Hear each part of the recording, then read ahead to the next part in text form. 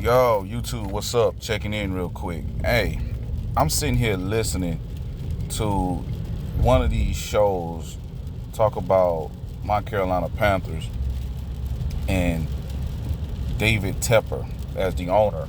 And a guy was saying that Tepper, he wants to get involved too much, that, he fell in love with Bryce Young, and he's failing as an owner, and owners need to just sit back and just chill and be a fan and all this other stuff. This is the thing that people don't understand.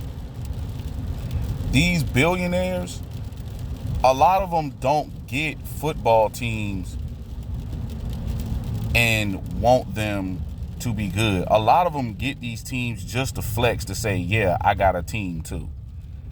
Period. That's all this is. Now, do I think David Tepper wants to win? I'm going to be honest with you. No, I do not. I mean, people can say he's competitive and they can say all this good stuff about him. Of course, you're going to say good things about him because he's cutting the check. He pays you, But do I feel like it? No, I don't. The moves that has been made have shown me nothing that the Carolina Panthers are in any way, shape, or form try to win. First off, you get a college coach as your first head coach.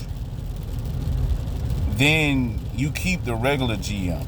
Then you fire that GM. Then you get another GM to come in.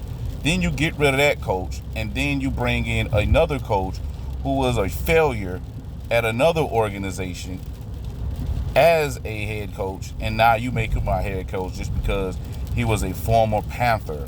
He was the first quarterback for the Carolina Panthers. And they sold the Panthers fans that dream, which is ridiculous. So, to me,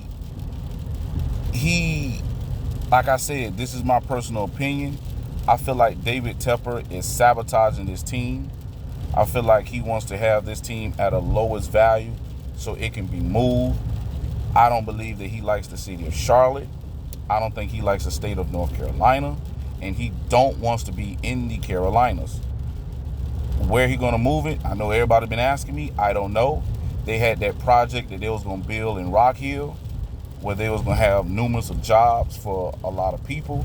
And they was going to move their operations from Walford over there. They discontinued the construction, and the building or whatever's left of it is just sitting there. That right there tells you that they're not spending any money or investing any money in anything.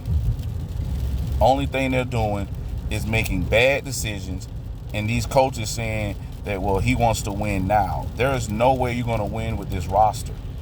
This is not a winning roster.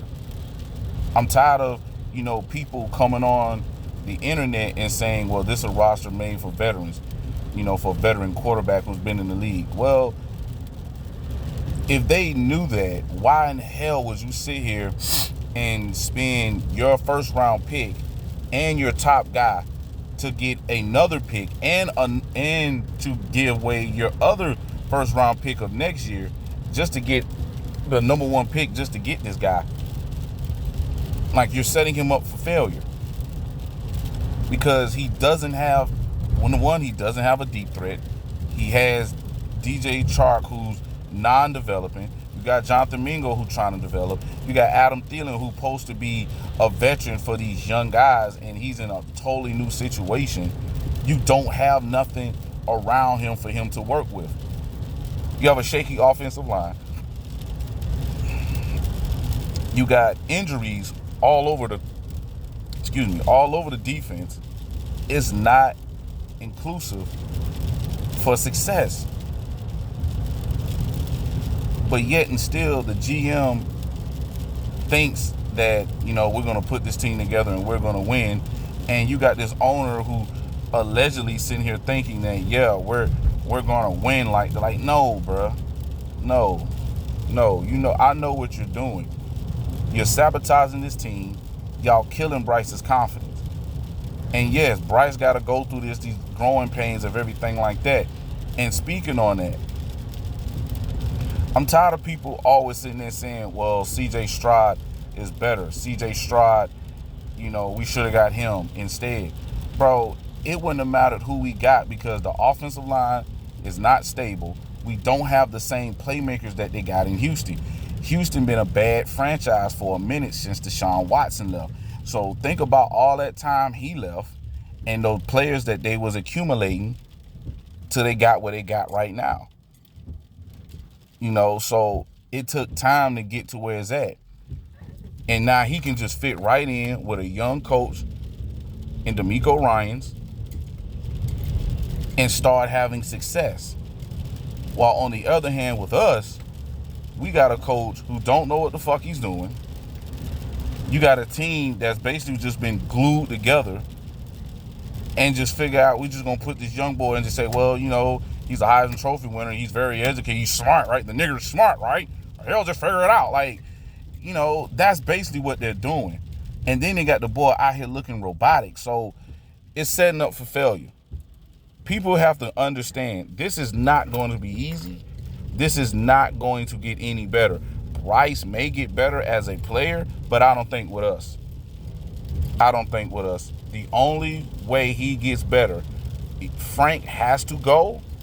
David Tepper has to get the fuck out the way and stop trying to, saying that he wants to win and get all these people to ass kiss him and talk glorious about him in the media when he does absolutely fucking nothing but, mess up the team.